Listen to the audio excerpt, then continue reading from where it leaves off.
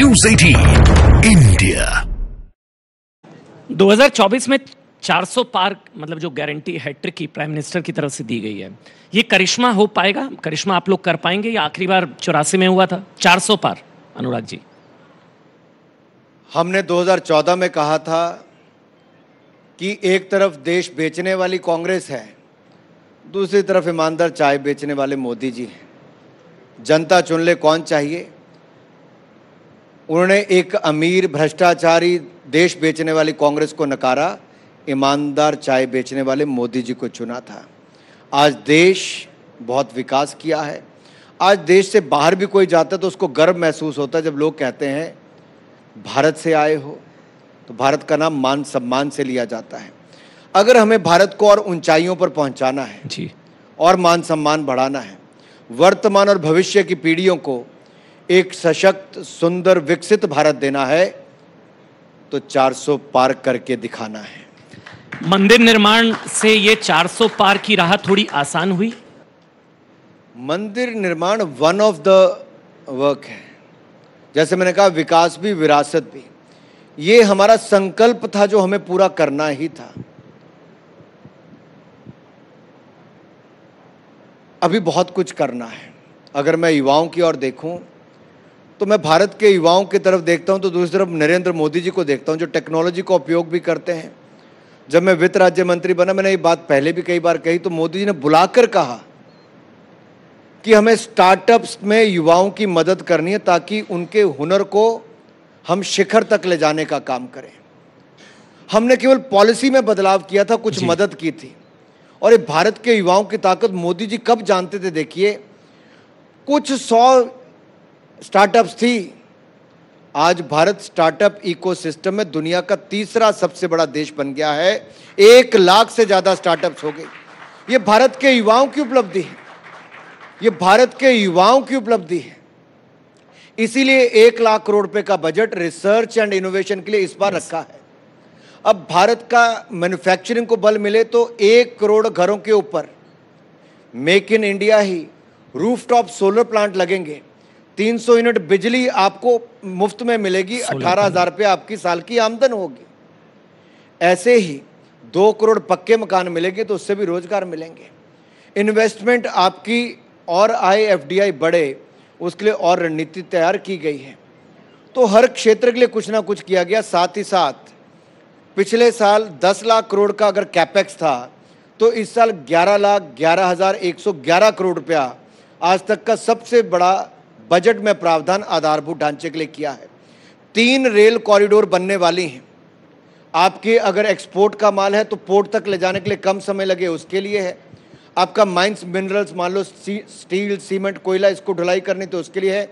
तीसरा, पैसेंजर्स के लिए, जहां पर आपको 40,000 बोगीज को भी आधुनिक और आरामदायक बनाया जाएगा, वंदे भारत की तर्ज पे बनाया जाएगा। ये सब भविष्य को ध्यान में रखते हुए विकसित भारत बनाने की दिशा में इस बजट को दिया गया है। नहीं, मैं बार बार राम मंदिर का जिक्र इसलिए कर रहा था क्योंकि बार बार ये परसेप्शन बना दी जाती है कि 17 करोड़ मुसलमानों का भरोसा आप लोगों पर से उठ गया है। बकौल ओवैसी, ये मैं नहीं कह रहा हूँ, ऑपोजिशन पार्टीज भी कहती है कि मुसलमानों का भरोसा उठ गया है। राम मंदिर के बाद अब काशी की भी बात की जा रही है। काशी का मामला कोर्ट में है। फिर आगे मथुरा की भी बात की जा रही है। देखिए, अगर सोशल वेलफेयर स्कीम्स जो हम चला रहे हैं वो सेक्युलरिज्म का सबसे बड़ा उदाहरण है। ये सामाजिक न्याय की जो कार्यक्रम है, ये धर्मनिरपेक्षता का सबसे बड़ा उदाहरण है जी। क्योंकि जो मैंने गिनाया, पक्के मकान, शौचालय, रसोई गैस का सिलेंडर, पानी का कनेक्शन, मुफ्त में दवाई, मुफ्त में अनाज, इसमें किसी की जाति, धर्म, संप्रदाय कुछ नहीं पूछा।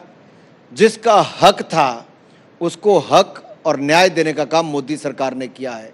और जब राम मंदिर भी बना, प्राण प्रतिष्ठा का कार्यक्रम हुआ, उस दिन गुरुद्वारों के बाहर भी, मस्जिद के बाहर, चर्च के बाहर भी भंडारे लगे थे। तो देश के गांव-गांव के हर मंदिर में भंडारे लगे थे। लोग हलवे बांट रहे थे, कहीं मिठाई बांट रहे थे, कोई कुछ कर रहा था, भजन कीर्तन चल रहा था।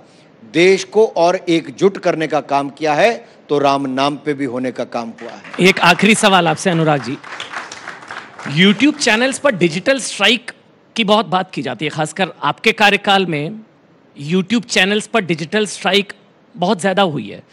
क्या रीज़न है उसके पीछे, क्यों की जा रही है, और ये क्या फ्रीडम ऑफ एक्सप्रेशन पर कोई अटैक की तरह देखना चाहिए, नहीं देखना चाहिए? देखिए, एक बात तो मैं बिल्कुल स्पष्ट कर दूं, अगर डिजिटल चैनल सबसे ज़्यादा कभी बढ़े तो हमारे इन 10 वर्षों में बढ़े।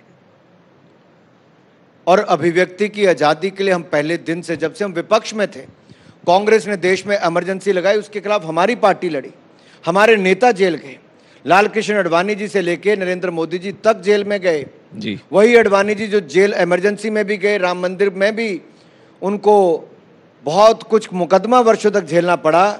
आज हमारे प्रिय अडवाणी जी को भारत रत्न देने का काम भी नरेंद्र मोदी जी की सरकार ने किया है। लेकिन मैं फिर वापस आपका डिजिटल चैनल पे जाऊंगा। जी जी। जो अच्छा काम कर रहा है, जो गांव की खबर को भी राष्ट्रीय खबर बनाने का काम कर रहा है, इससे बड़ा काम कब हुआ? डिजिटल चैनल के माध्यम से हुआ है। लेकिन अगर कोई देश में हिंसा फैलाने का काम, देश तोड़ने का काम करता है, तो नियमों अनुसार वो चैनल, अगर प्लेटफॉर्म यूट्यूब का है, कोई और प्लेटफॉर्म है, तो स्वयं उसके खिलाफ कार्रवाई भी करता है। कोई कंप्लेंट करता है तो कार्रवाई होती है। आखिरी एक और सवाल, इतने काम हुए, इतना विकास हुआ, नीतीश जी को वापस लेने की क्या जरूरत थी? देखिए, बिहार को अगर बचाना है और आगे बढ़ाना है तो कम से कम जंगल राज लालू जी और तेजस्वी जी से बचाना है। 2020 में भी जब विधानसभा का चुनाव हुआ तो एनडीए को वोट मिला, भारतीय जनता पार्टी और जेडीयू को। हमारी सीटें ज्यादा थी, उसके बावजूद नीतीश जी को हमने मुख्यमंत्री बनाया। हमने गठबंधन धर्म ईमानदारी के साथ निभाया जी। बीच में नीतीश जी अगर जेडीयू के साथ चले गए तो उन्होंने वो भी अपना अनुभव देखा, उनको लगा बिहार लुट जाएगा, बिहार में हालात खराब हो गए, इसलिए दुखी होकर उनसे भी और गठबंधन में जो उनके साथ हुआ वो तो वही बयान कर सकते हैं। दोनों से ही जो उनका अनुभव हुआ उसको सीखकर वो वापस आए हैं, बिहार के हित में आए हैं, देश के हित में आए हैं।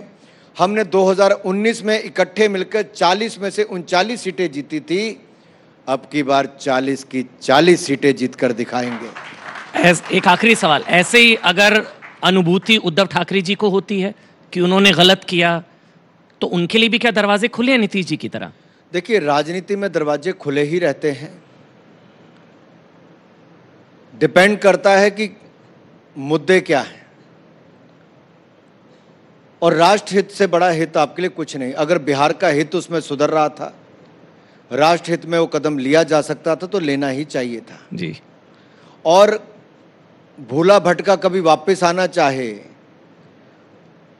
तो अगर आप देखिए जो हथियार भी उठाते हैं, मान लीजिए किसी ने आतंकवाद का, अलगाववाद का रास्ता उठाया, सरकारें मौका देती हैं हथियार छोड़ने का और मेन स्ट्रीम में वापस आने का। लोकतंत्र की यही सबसे बड़ी खासियत है। जी।